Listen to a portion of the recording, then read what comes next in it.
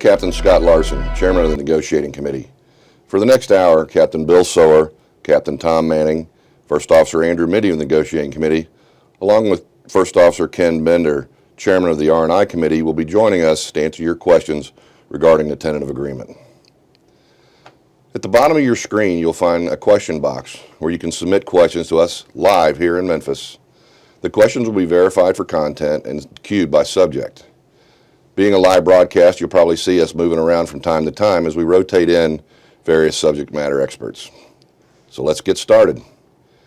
Yesterday, we conducted a 3-hour call-in session with the line pilots. Two of the top questions we received were concerning 6-week bid periods and Passover pay in the new Section 24. Bill, can you explain why the 6-week bid period is in the contract? Yes, actually, Scott, it was reinserted. It was in the contract from 1999 until 2006 and was not used. So we discussed with the company the possibility of 2 6-week bid periods and 4 10-week bid periods instead of the current 5-week bid periods. And the reason for that is for fatigue mitigation. In a 5-week bid period, it forces the builders to build back-to-back weeks of night flying. And the fatigue consequences of that are currently unknown. Now, as we go forward with fatigue studies, it may require the elimination of 5-week bid periods. So the insertion of the 6-week bid period is purely for that contingency, that fatigue mitigation requires its use. And there's no reduction in the number of bid periods in a year? That was never discussed. It was 12 bid periods in a year. We saw the 2 6-week bid periods possibly over the summer. Not something the company wants to do as they have trouble planning that far ahead. But if fatigue risk management shows that it's necessary, they may have to go there, and we really wanted to be prepared. Okay, thanks, Bill. Tom, what about Passover New 24? How is that going to be handled? Okay, Scott, before I go there, I'd like to thank everyone who's logged on for staying informed and staying engaged. And I'd also like to remind everyone that you're going to have a lot of time to get information. Voting does not start till September 28th, and it ends October 20th. So there's plenty of time between now and then to get all the information you need to make an informed decision. So let's go back to 24 and Passover pay. Scott, as far as Passover pay, nothing will change from today concerning Passover pay until the new 24 is put in place. And then, if you're under Passover pay, nothing will change unless you trigger, one of the triggers of the current contract are triggered, or you bid off that seat. Then if that happens, then your Passover pay will go away. So if you're eligible for Passover pay today, you'll continue to get it. If you would trigger in the future, you'll continue to get it until the new Section 24 is in play. And in the new 24, there's a thing called slot denial payments. How do those work? Well, a slot denial payment is like Passover pay, except for you can't have Passover pay if you have the ability to bid for training. So in effect, what it is you bid for a training slot, the company denies that training slot, and then they give you a lump sum payment for that month, which is equivalent, actually a little more than what your delta between your current pay rate and the new pay rate would be under today's world.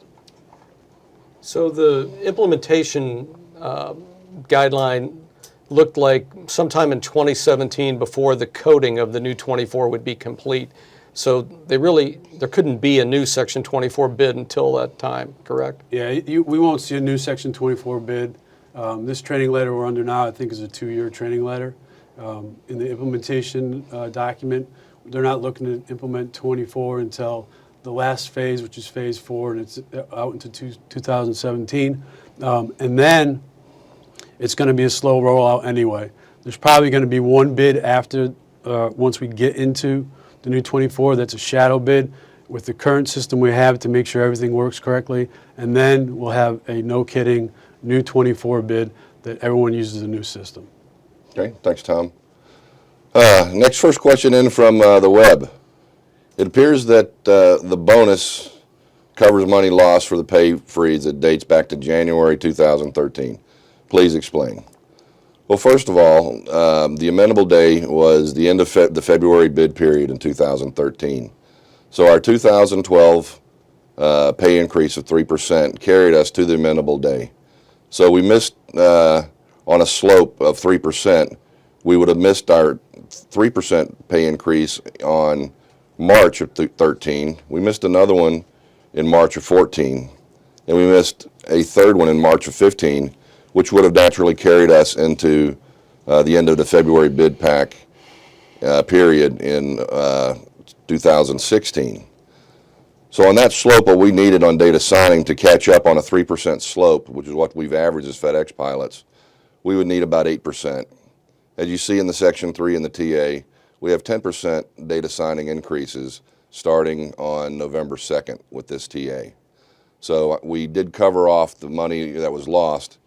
In addition to that, the signing bonus was designed to capture the time lost with that money, and the signing bonus being $134 million. In 2006, the signing bonus was $103 million.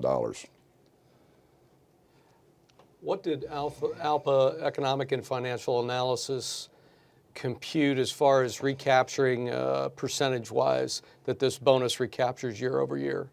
Pay. The $134 million equated to a recapture of almost 5% per year on not having pay increases during on 2013, 2014, and 2015. Next question. Can you discuss some of the challenges in getting a type of incentive pay or a pay increase to prevent the company from being rewarded for dragging out negotiations put into our contractor TA, and why were we unable to include this change for the next round? An amendable day pay increase is problematic on a couple of issues. One, it sounds a lot like what was done in the interim 2-year deal in 2011, where we had pay increases and continued to bargain. As well, UPS had it in their last contract where they had an amendable day pay increase, and their corporation took the attitude that that was a free year of bargaining since the pilots were already getting a pay increase for that year. As such, we did not attempt to have that put into this TA in this contract. Bill, the next question looks like one of yours. It deals with ULRs. The ULR premium described in Section 3F of the TA requires a scheduled trip segment to be in excess of 16 block hours. The example used in this paragraph even used Hong Kong to Memphis as a model. It says, I have flown this 777 for 4 years and have never been on a trip that has been scheduled for block in excess of 16 hours. Hong Kong to Memphis, our longest block is approximately 1450 block in minutes in the winter and 1525 in the summer. Can you give us an example of when we could take advantage of this new ULR premium? Sure, Scott. First, we need to understand that in order to fly over 16 hours a block and be scheduled for it, you have to have a fatigue risk management system approved by the FAA. So what would happen is the corporation would say, for instance, we're looking at flying Memphis to Hong Kong, which would block over 16. Then they would come to the association, we would design the pairing with them, and we would predict what the best way to fly it and to achieve the best level of alertness. Once we did that, and our fatigue scientists would be involved, we have ours, Dr. Steve Hirsch, the company has theirs, then they would go to the FAA and ask for permission to study that particular sequence. So then, and you'll see elsewhere in the document that you would have to volunteer for the study, wearing an actigraph, etc., to be able to fly that pairing. Then when they're done and all the data is in, the data collection steering committee will meet, including 2 of our representatives, 2 of theirs, and they'll decide whether adequate levels of alertness were maintained. If they were, then that particular sequence would be approved, and then the ULR premium would kick in. So even if you're scheduled for it and you underflew it, you still get the premium. Thanks, Bill. Andrew, welcome to the table. Show. All right, here I am. Glad to be here. Next question kind of falls into your wheelhouse. Question states that I want some more information on the 6-week months and MLV, minimum maximum line value, and dropping trips to meet the MLV. Are we going to see the end of carry-in, and what's the purpose of this? Okay, MLV, that's maximum line value. Ties into Section 4A2B. We've done a lot of things to 4A2B because we know we had some issues in the current contract. So MLV states that when the SAM, the system-wide average metric, starts to drop and it gets below 56, the minimums now we have in 4A2B, let's skip around a little bit here. The minimum values we have now in the current contract are 48 in a 4-week and 60 in a 5-week. We've moved those numbers up, so now they're 54 for a 4-week bid period. If the SAM gets below 56, the company can institute an MLV, max line value, and this is for phase-in only. So it doesn't apply in the actual bid month, but in a phase-in process. If you have in October you bid a line and it was 80 credit hours, and you had 30 hours of credit hour that carried in from September, you would be limited in your phase-in to 80 hours plus a value that would be established during the MLV, and you'd be limited to that amount. So what would happen is you would get to go in and say, I would like to drop these trips to get me down below the 80 or the 86 value. Again, this would not affect you during the actual month. If you wanted to go in and do a makeup trip, you would still have that ability. But Andrew, during 4A2B in 2009, we never saw SAMs as low as 56 credit hours because that's the system-wide average metric. That's correct. While the Airbus may have been close, no one hit that. So this would really be very much an extremist move. Yeah, I would say that's correct, yeah. I agree with that. Okay, good. Thanks, Andrew. Let's see. Looks like the next question is yours, Andrew. It says, please explain the benefits in the SLR LOA in the planned SLR to secondary line replacement concept. Okay, the SLR. So basically, one of the goals we've had, as we all know, was to try to increase or improve the secondary line process. So what we've done is we've established a secondary line working group that will be pilots and people from the company, and they will go out and explore and try to look at new software that benefits the secondary line process and the ability of things that pilots can do during the secondary line process. At data signing of the TA, there'll now be 2 windows in the secondary line process. So there'll be the people that have carry-in conflict and will go into the view add window and do a monthly makeup to get their hours back up. And once those trips have been, that process is closed, open time will now be refreshed. So a secondary line pilot knows exactly what he's bidding on. So it gets away from today, we know, where the secondary line and our pilot and the CIA guys are in the same window. And they put in for trips, and you're the number 1 secondary line guy, and you bid for trip number 4, 7, and 10, and then you don't end up getting them because someone already took them out of the CIA window. So we think that's a great improvement to start off at data signing. Approximately 12 months down the road, they're going to get a GUI, which is a graphical user interface. I'm saying that correctly. Think the jump seat screen today, where you go online, you're really dealing with the green screen, but to us it's like a pretty Windows kind of thing. So we'll have that implemented, and that will be still using the same software that we use today, but it will make it more user-friendly. And then down the road, the secondary line working group will go out, explore, look at different softwares, and pick out a new software that works best for the pilots. And then at that point, there'll be a lot more advantages where you'll be able to even go in, and if you have vacation, as we know right now, if you have a secondary line and vacation, you really don't want to bid a secondary line, because you end up having to use all of your hours towards that secondary line. So you'll be able to go in and have options that says, hey, I don't want to use all my vacation this month. I want to only use 20 hours of it towards my BLG. You can shrink your footprint of your red line. So there'll be a lot of advantages to making the secondary lines better, and that was one of our goals high on the list that we wanted to achieve.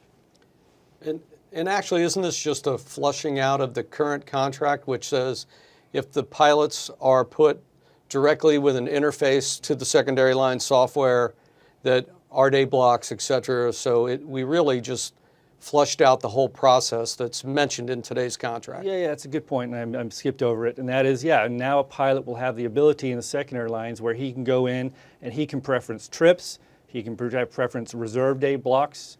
There's now reserve sim supports that'll be available in that window. If he wants to go do that, he can preference those. We took out the language that's in there today that says that if they can build a legal line, a secondary line for you, they have to give you all trips. And the problem with that, if you ever got in that little seniority range in secondary lines where You say, hey, I need the weekend of, the 10th off, and you put in your preference for that, but you're right down there where they could still build you that legal line, and then they end up giving you a trip when you asked, your number one choice was, I want that weekend off. Well, now you can say, I want that weekend off, and if I'll even take reserve days as long as I can have that weekend off. So that's another improvement that we made in the secondary line process. Well, you opened up a good question there. You mentioned reserve SIM support. Yep. How does that going to work? Okay, so reserve SIM support, that's something that the company wanted to get. And so we looked at it and we said, yeah, we're willing to do that, but it has to work for us. It has to be for the pilots. And so we said, we don't want some poor guy on reserve getting called up saying, hey, you're going to go do a reserve SIM support, and then it shows in 4 hours. So we said, hey, it's got to be something that's voluntary. So yes, SIM supports will now be available in the view ad window. They'll be available in the secondary line world. If they're available in the middle of the month, they could be available for you to go pick it up out of open time, kind of like an airport standby today. But if it gets to the point where it has to go to reserve pilot, they will go to the top of the reserve leveling list and they'll say, call the guy up and go, hey, we got a CMV1, it's briefs at 8 and it's in the box at 10, do you want it? And the pilot can say, as I said yesterday, I would ask who the captain is to decide if I even want to go do it. And if I didn't want to do it, I would say, no, I don't want to do it. Nothing comes out of your RLG, nothing bad happens to you. They just skip down to the next guy, and then they keep going all the way down the list. And if it gets to the bottom of the list and no one says, I want to go do it, then that thing goes back to the schoolhouse and an instructor would do it. So except for our instructor pilots who do SIM support today, Yep. the only way a line pilot can fly SIM support is if he voluntarily asked to do it. Yeah, it's got to be something you want to go do. And if I'm in Memphis, I live in Memphis, I would definitely go do a sim support. I think pilots don't like going to the sim. So if I could get a little extra look, maybe the month I was going, I could get into the sim, kind of get some of the rust off, and that'd be something I would do. But again, it's voluntary, so if you don't want to do it, you don't go do it. Okay, thanks. Next question deals with scheduling. It's and trading with open time, 25L, 8B to be specific. Similar footprint trade submissions will be accepted if, yada, yada, yada. So what does that language mean about that? Well, I'm starting to feel like all the questions are biased to me at this point. I don't know why this is, but that's You had what the I'm lucky starting section. to feel that I'm talking all the time now. Okay, similar footprint trades. We heard the complaint from pilots that said, I've got a trip, it's a week-long trip, and I'm going on a Sunday afternoon, and I'm supposed to go to Boston Indy night hub turns. And I live in Bradley. And so the Bradley trip drops in there, and I want to go do the Bradley trip. So the problem with today is if you go in there and you try to drop your Boston trip, the software looks and says, do I have enough reserves to cover the Boston trip and the Bradley trip? Because it doesn't know that you're taking the Bradley trip out. So we've changed it now, so if you have a trip, or the trip you want to pick up has to be of greater time away from base, has to show in the same RP, and it could be a series of trips you're trying to do too, and this way it'll look and say, okay, well I know he's picking up a trip, and dropping one in. So the net effect is I still have one trip left in open time. Okay, thanks, Andrew. The next question, which I'll take, give you a break for a minute, All right. is why is the duration of the contract so long? Well, we looked at it. The company wanted to go longer than 4 years, and frankly, the association was willing to look at going longer than 4 years, as we've done in our past contracts. We evaluated it, and really duration is something that comes into play at the end once you see all the pieces of the contract coming together. And as it does come together, then you evaluate whether it's appropriate and makes sense to go to a time frame that is longer than 4 or 5, up to 6 years. And that's what we did. When the final deal was coming together, we evaluated it. It does lock in many gains for our pilots and our members over a long period of time. It also ensures that the whole next round of new hires coming onto the property will have an A plan. Yeah. And we think that's a good deal. And also with our new insurance rates and plans that we have, it locks in very good insurance plans for our pilots down the road. So that's the reason we went to that. The next question deals with real-time trip trading. And Bill, I'll throw this one to you if you would. It said, did we push for real-time trip trading? And if we did, why wasn't it achieved? Yes, we pushed for real-time trip trading. That encompassed multiple sessions over multiple months. We got a ton of data from the company on how long do the trip trades really sit in the queue on the average. And then we really dove down into the technical details of what is required for, quote, real-time trip trading. Now you've got the priority makeup, and that seems to be the bugaboo that, you know, if your trip gets canceled and you refuse a sub and you have priority makeup, then you should get your priority. And with real-time trip trading, you never get it. So that's always been the hang-up. And I will say, quite frankly, there is a reticence on the company's part to have anything be on fully automatic with something as sensitive as scheduling. So we looked at it. Other than the opening night salvo, generally, the trip trades are processed very quickly. We've done things that we can talk about later where you can, for instance, see how many people have already put in for a trade for that particular trip. They're going to keep people from jamming the system with trades that will never be executed, and will speed up the whole process. Okay, thanks. Hi, Tom. Hi, Scott. We've got a 24 question for you. Okay. And it says, can someone be forced out of an FDA if someone's senior bids in above them? Well, actually, someone can be forced out of an FDA under the new 24, but it has to be in a what in the new world we termed an assignment. Today it's an excess, in the new 24 it's considered an assignment. So if, for example, if I'm the Airbus in Memphis is getting excess, they're overmanned. The junior guy gets assigned out of there. If he wants to go to an FDA and they don't need him there, he can go to the FDA and someone out of the FDA will get assigned out of there. The caveat is we recognize that there's a 2-year commitment over there, and so if you have not met your commitment period, you get to stay, and then once you meet your commitment period, then it's time for you to go. Okay, well, that makes sense. So a junior guy that made the commitment, said, I'm going to go to Europe, uprooted his family, is going to at least get the minimum commitment period. Yeah, we recognize that yeah, you wanted to go there, you signed up for a commitment period, we recognize that commitment period, and then once, there is no entitlement to hold that position for life just because you decided to go over there. Seniority is seniority, and we felt that in a seniority-based bid for training system, that's the way it should work. Okay. The next question is dealing with scope. Section 1B and 1C talk a lot about revenue and retaining operating U.S. Certified air carriers over 60,000 pounds max takeoff weight, having to be on the FedEx Master Seniority List. Since the European Union prohibits non-European entities from owning more than 49% of a European air carrier, what's to prevent FedEx from using whatever spin-off airline emerges from the TNT deal to fly they had 747s, 777s, and 737s and the like on both intra-Europe and intercontinental legs that carry FedEx freight. As technically the new airline won't be owned by FedEx, and therefore the pilots don't have to be on the master seniority list. Well, let's talk about scope. As we all know, our scope clause, we do not own the international flying. The extraterritorial rights to the RLA prohibit us from owning the flying.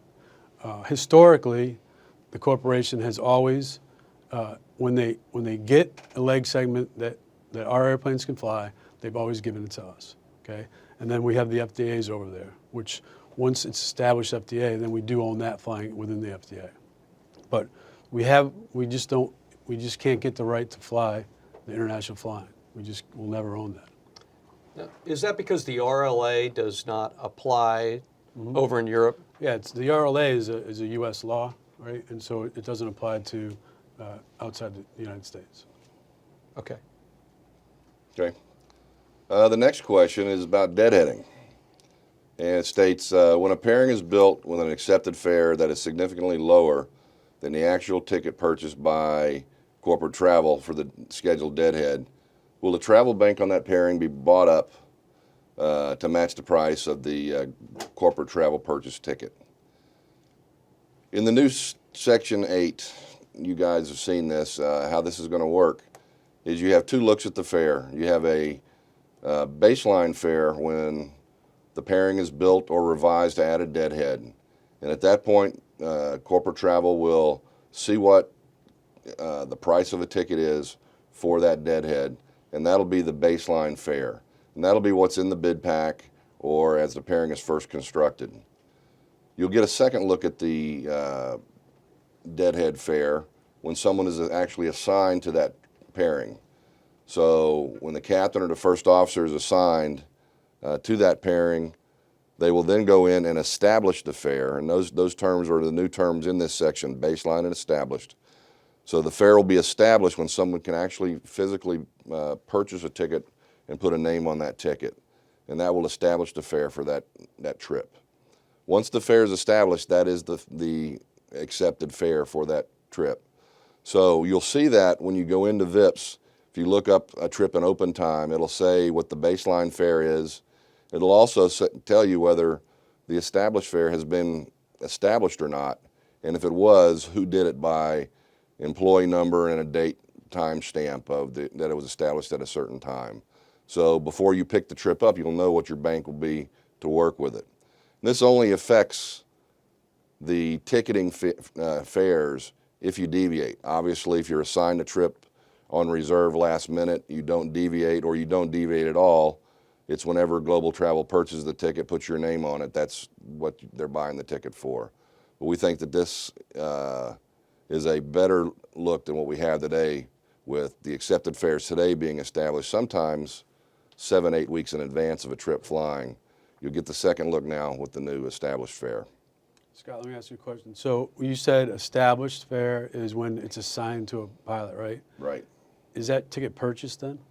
It could be purchased then, and that's the key. It could be purchased, and the pilot can call in and say, okay, I want the deadhead fare, or I'm ready to deviate, and Global Travel would go in if the fare has not been established, and the pilot calls in and says, I'm assigned to this trip, and I want to deviate. Can you tell me what my established fare is?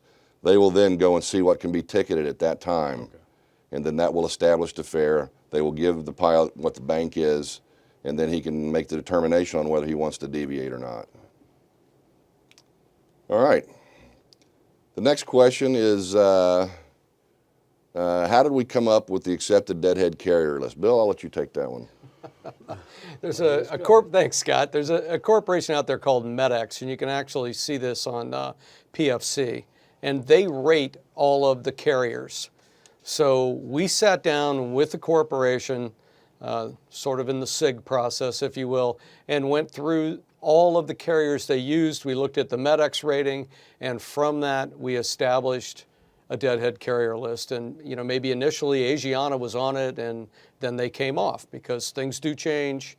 And so that's something the SIG's going to handle going forward. And they have, I think, 4 ratings for carriers. They have class 1, 2, 3, and 4. Correct. And we're only going to fly on class 1 and 2s. Yes. Okay. And then a carrier can move on and off that list, and that'll be reviewed by the SIG as well.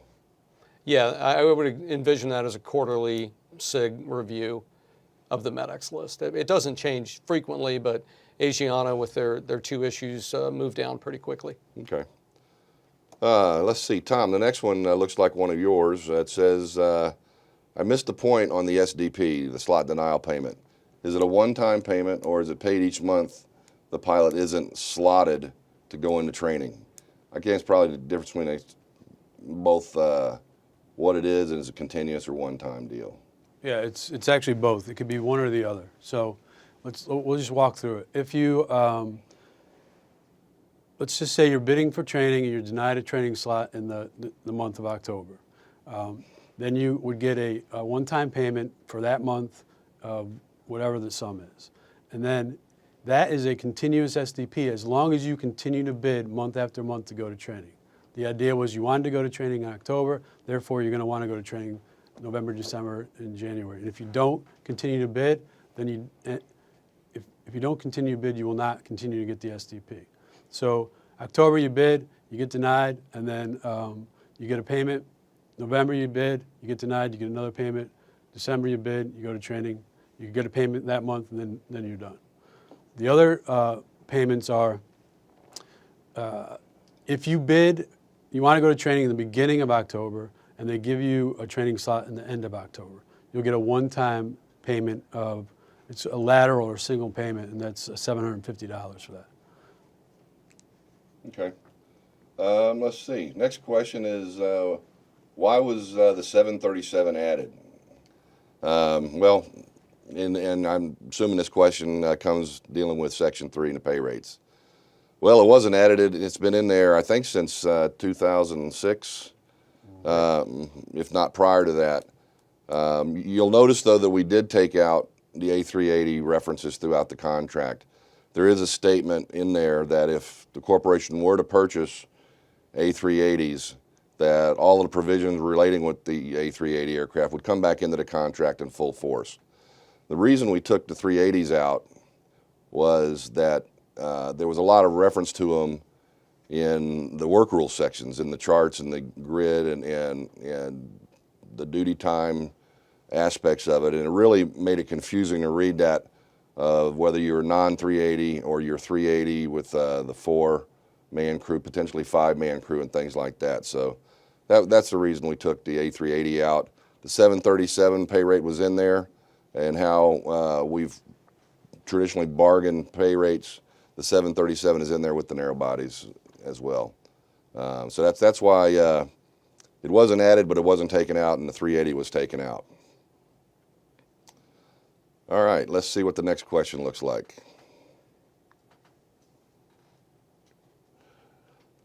Got an overlay there, guys. There we go. All right, let's see. Here we go. Will we be presented an hourly rate comparison with other major airlines?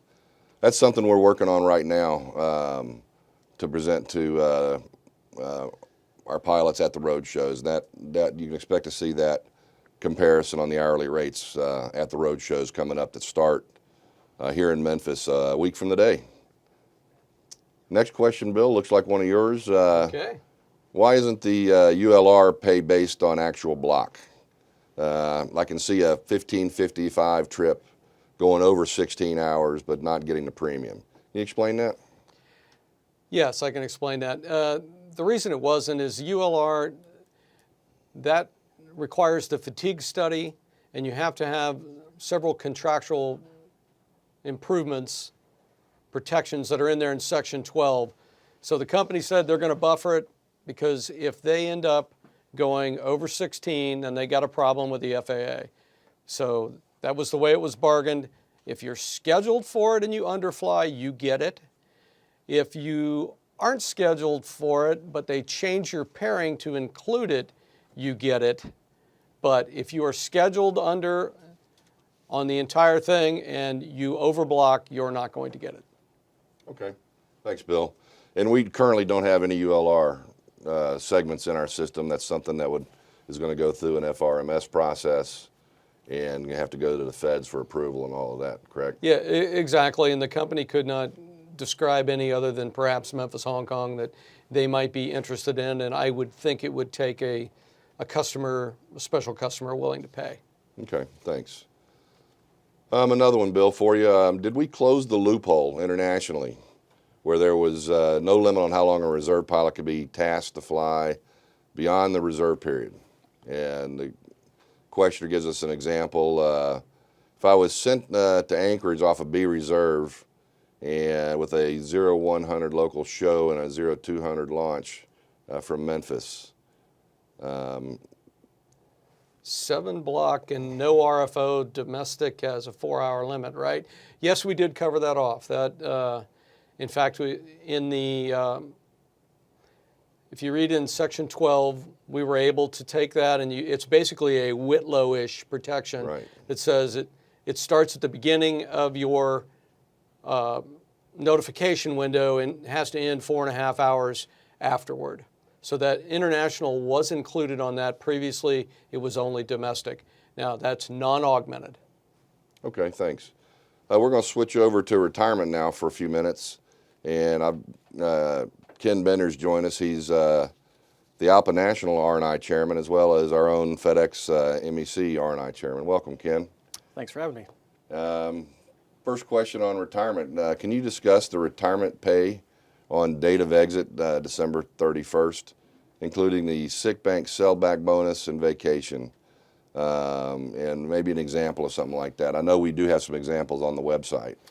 Sure, Scott. So currently, under our current CBA, a pilot is allowed when they retire to sell back both 100% of the vacation that they have in their current year that they haven't taken, plus 100% of the vacation that they've accrued for the next year and would take in the next year but won't because they're going to retire first. So that's a up to 200% vacation buyback in the year of retirement. Under the new program in this TA, the sick leave bonus, what a pilot would be able to get in addition to that, there would be no reduction in that, but in addition to that, if they have hours in their disability sick account, they have a way of monetizing those. Right now, those hours, if you have them in your account when you retire, essentially are worthless. Yeah. So how that was done was a three-part calculation, with one part being based on pay, the second part being based on your disability sick account balance, and the third part just being an overall limiter to the maximum amount of the benefit that you can get. So for an example, what I'd like to do is if someone was going to retire, turn age 65 this year and wanted to retire at the end of the year, let's use 2 years of pay under the old pay rates, 1,000 hours of pay. So in 2014, if they made $260,000, and in 2015 they made $260,000, at the new pay rates that they'd be able to sell back their vacation, if they had a full sellback, they'd have $124,000. Add into that their $35,000 of bonus, of the signing bonus, and that gets a total pay over the last 24 calendar months of about $679,000. In this formula, you subtract $520,000 from that. That gives you $159,000. Further divide that by 2, giving you $79,500. So that would be one of those three. The second is the DSA balance. You take whatever hours are remaining in that account, you multiply them out by your final pay rate, and then divide that by half. So if you had a full DSA bank, under the new pay rates for this TA, that portion of this would be $98,327. And then the third portion, like I said, is a maximum. That's the maximum of a $110,000 bonus. So under this scenario, for a captain flying 1,000 hours the last 2 years with a full vacation buyback, getting their bonus at the wide-body captain rate, their bonus out the door under this would be $79,500 this year. It's a lot of math for 2 Marines. It is. All right. That's why you got the Navy guy in the middle. That's right. Much easier when we have a whiteboard or a chart. All right, but we've got some examples, and I know you shot some other videos that talk about this and explain it, and you'll be available at the road shows to talk about this in depth with our pilots. Yes. So they get all the information they need to maximize their money. Absolutely, that's the goal.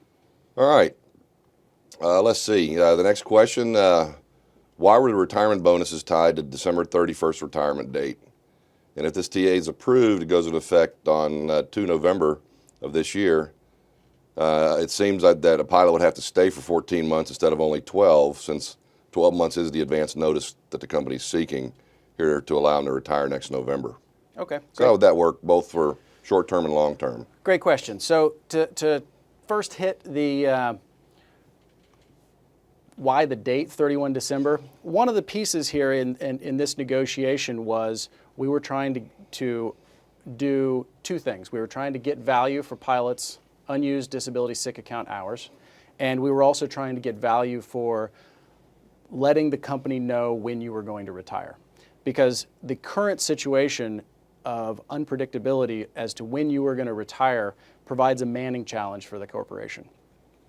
As we all know, peak being the most acute period of time that they want to have everyone up to full manning. So December 31st provides that you would fly through peak and retire at the end of the year. And as we just discussed in the last example, this provides that you have the opportunity to max out on every single one of those components that goes into the buyback, into the sick leave bonus. Now, on talking about the notice portion of it, the 12 months and the 14 months that was in the question. This is a period of time where the company wants to keep all the pilots they can right now through this peak. Therefore, during the first 24 months of this program, and actually I should back up and say during the first 12 months, obviously no one can give a full 12-month notice. So accommodations were negotiated so that pilots who only have, say, 11 more months until they turn 65 are able to give that 11-month notice and get the full benefits under this.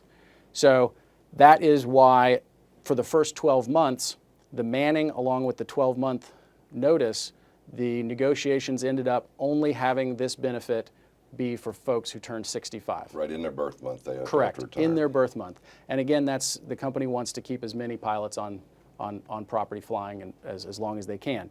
So once we get past that first 12 months, though, you have two opportunities to retire during the year that provide you this bonus. That is, as you just said, any day in the month which you turn 65 or December 31st. So as long as you provide 12 months of notice and retire on one of those dates, and that retirement date is over age 60, then you get the bonus. I know there's been some discussion. We had some questions come in on the TA Q&A site, which you can go to fdx.alpa.org to see where all the questions that have already been submitted.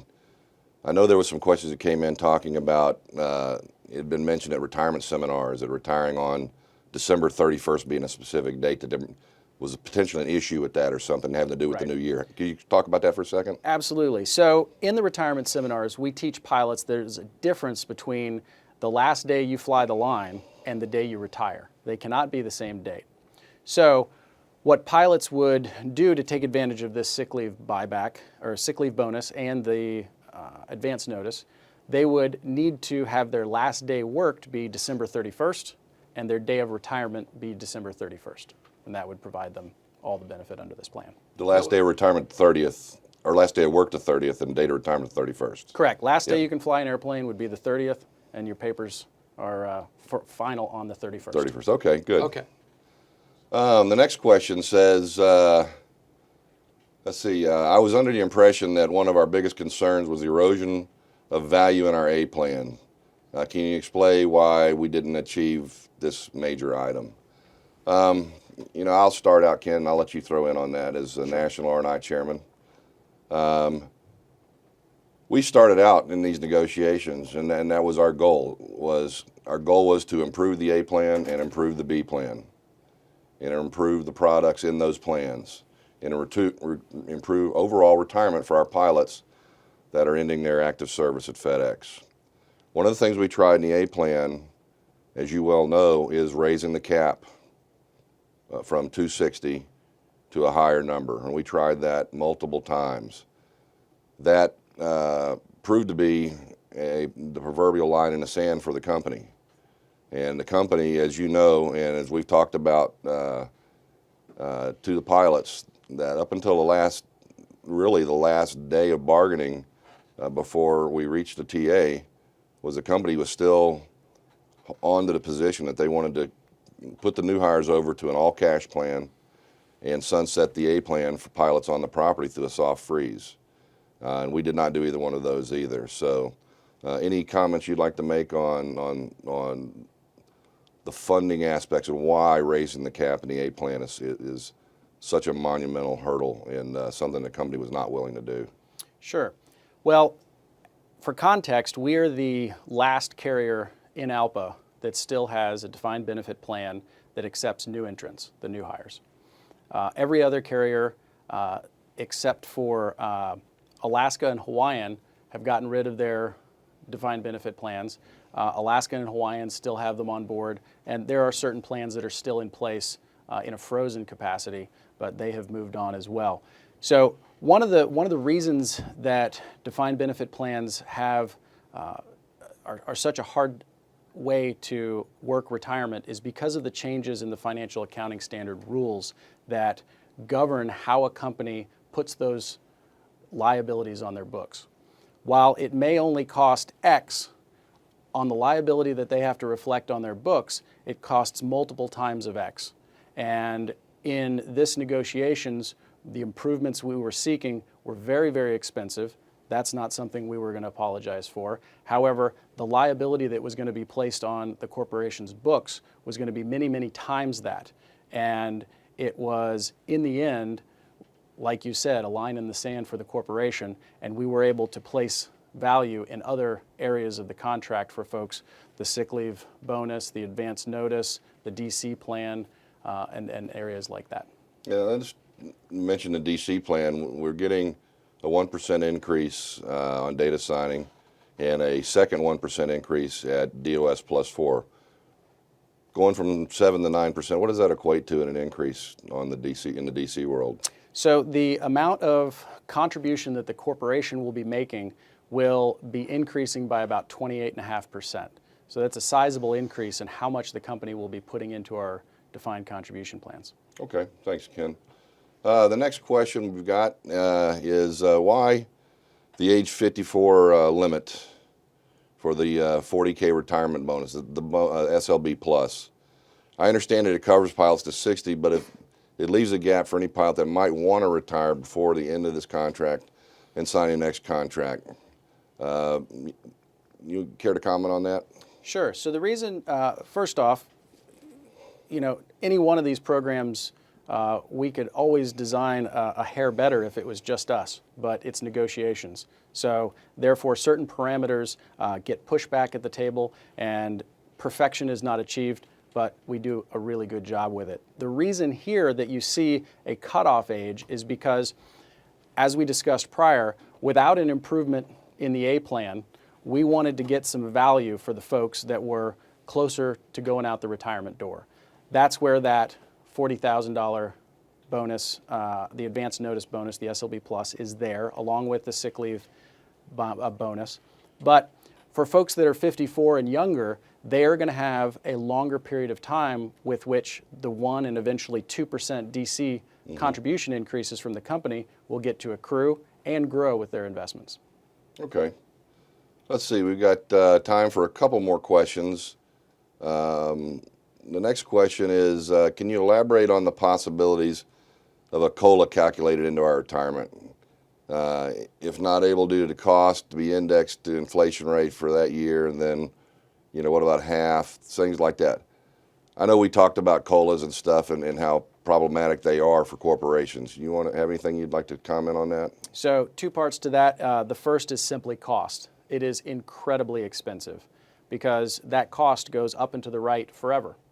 And with the FAS liability that we've spoken of previously, that also goes up and to the right forever. So with a COLA, you now have this ever-increasing cost and liability on the corporation's books that is a very tall hurdle to overcome.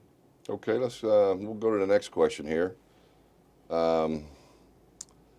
It says, and it goes back to the notification of early retirement.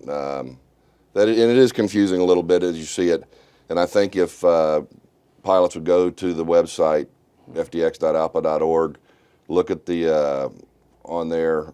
There's a couple places in the Q&A, and also there's another tab. What's in it for me? What's in it for me? I was going to look. It's got the dollar sign, folks. That has several examples of how this would work. And this questioner was asking about that. So I think if they go to the website, they'll see several examples, and they can walk their way through that and see how that would work. Absolutely. Let's move to insurance, Ken. There's a cap is there a cap in the proposed healthcare premiums, or is it open-ended? So what was negotiated was similar to what we have currently in our contract today. Our contract today limits the total amount of year-over-year increases to our monthly contribution that we make to our healthcare. That has remained in place, and 10% going forward is the maximum amount that what you pay monthly can go up year over year. But a big difference in this now is they've actually have to show us that they've had an increase in healthcare costs, right? Current Yes. Contract just allows them to raise it a fixed percentage without any kind of documentation or anything. Correct. The current contract had certain gates, amounts, if you will, that the company could raise our premiums, but there was no substantiation required. They did not have to prove to the pilot group that costs actually went up that much.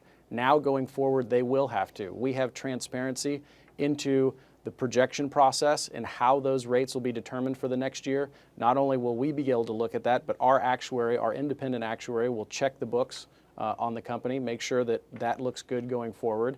And then after the fact, in a year, we'll look back at actual costs and make sure that everything is trued up to where it should have been. So the actuaries that ALPA uses and employs, professional actuaries, will actually see it and they'll verify the company numbers on that, and we have Correct. to agree to that. Absolutely. Okay, good. Thank you. All right, still staying with insurance, for a family of 4, what will be the cost, best estimate of the buy-up plan at the end of the contract? And I know you posted yesterday or late yesterday afternoon some premium estimates. Correct. Those you can find on the fdx.alpa.org TA Q&A, that chart.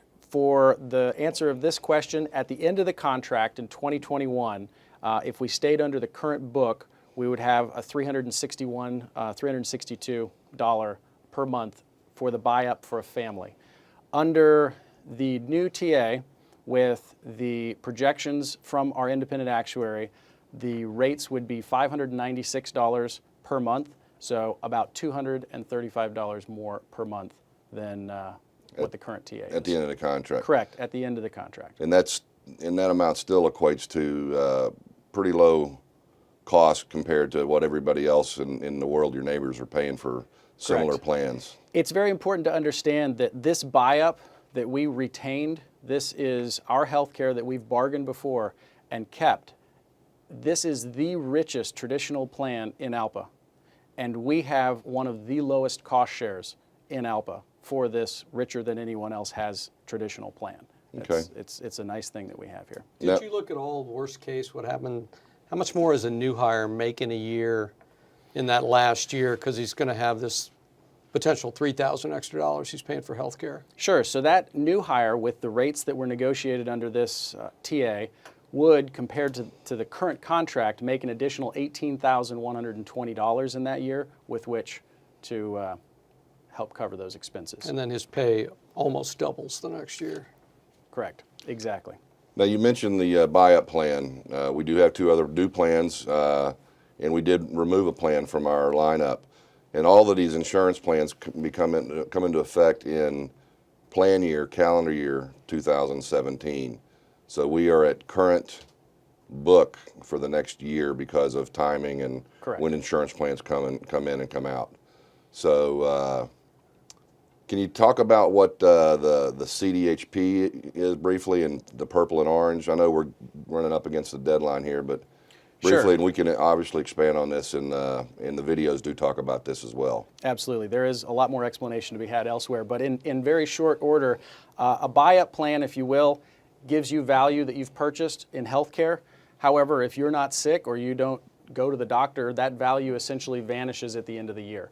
With a consumer-directed health plan, or a CDHP, you are given that value up front in the form of dollars in your health savings account or your health reimbursement arrangement. Those dollars are yours to manage, to address your deductible and your doctor's visits, your prescriptions. At the end of the year, if you have money left over, that's yours to keep, and it continues to grow and roll over in that account. It is not use it or lose it. So it is an area where you can grow value for yourself. Unused healthcare value you retain. And you can take that into retirement as well? Correct. Those dollars you can take them into retirement to use for any eligible expense in retirement for you, your spouse, or your dependents.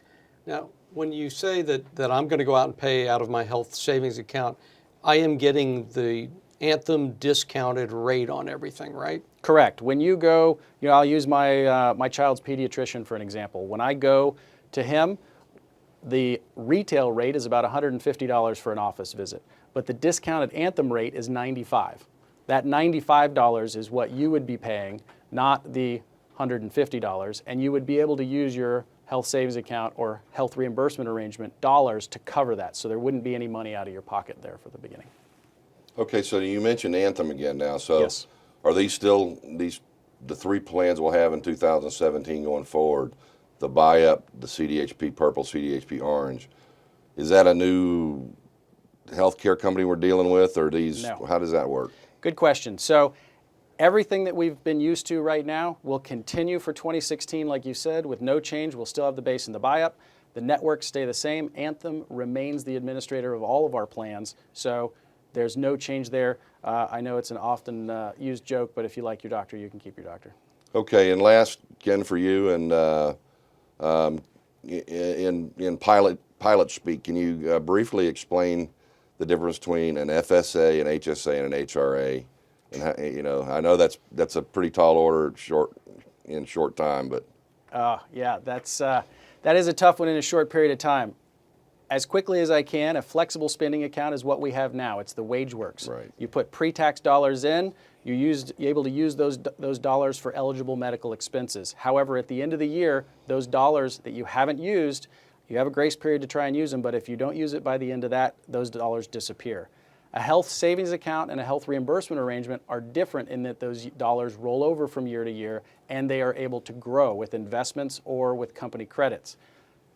The rest of that, I'm going to ask everybody to go online and check out what we have on fdx.alpa.org, the Q&A. okay. All right, thanks, Ken. We've got, looks like time for about 2 more questions here. The first one, and I bring Andrew back in, we can talk about this, is the Hong Kong housing allowance. We know that the housing allowance triggered back at the beginning of the year, and they increased from $4,500 to $5,026.10. Yeah. So what's going to be the Hong Kong housing allowance at data signing? How is that going to work? Okay, so one of the things we had heard was the Hong Kong pot said the bumper, the baseline minimum pay or something. It didn't really affect. It didn't really show the rental allowances that they had in Hong Kong. So we talked to the Hong Kong, the FDA reps, and they came up with an example that best showed what was really happening in the rental market in Hong Kong. So it's called the Serrari, and you can find it in the FDA LOA. And basically on data signing, we will look at the Serrari and we'll come up with the cost of what the new housing allowance is going to be. Once that's established, they will take one more look at it again in January. So it'll be a baseline that's made data signing, and it will be no lower than the $4,500 floor that's currently in the FDA LOA. So we'll have 2 looks at it here in short order, one on data signing, one January 1st. And then how often is that sampled then after that? That one is now twice a year. Twice a year. And we lowered the percentage, I think, to 5%. Right. It used to be 10% for the bumper, and now it's 5% for the Serrari. And Cologne stays on the same as they have since they've been there. Correct. On using the bumper. They still use the bumper, but they get the lower, again, it looks twice a year, and it's the lower 5%, not the 10%. Okay. Last question. This is, well, please explain why we have cracked the door on allowing the company to deadhead us on company aircraft at the back end of a trip. I'll take I it. know we had these questions were asked yesterday on the call-in, and there's some misunderstanding there. Yeah, I would say the door is still closed. It's not cracked. This is a settlement agreement from a 2007 grievance that we had. So we've actually been living under this settlement agreement since 2008. And it actually puts more protections and limits on the company of when they could put you on a company aircraft. So it shows blue in the TA as new language. It's just incorporating a settlement agreement that we've been living under for the past 7 years. Okay. Thanks, Andrew. Yep. I want to thank everybody for participating today. I want to thank Bill, Tom, Andrew, and Ken for joining me. Our effort to get as much information out to the pilots as we can in as timely a manner as we can. We know that over 500 of you tuned in today to this webcast, and we appreciate your time and effort in educating yourself on this tentative agreement. Those are some great questions today, and for more information, you can always visit fdx.alpa.org, and I hope you have a good day. Stay informed and stay engaged.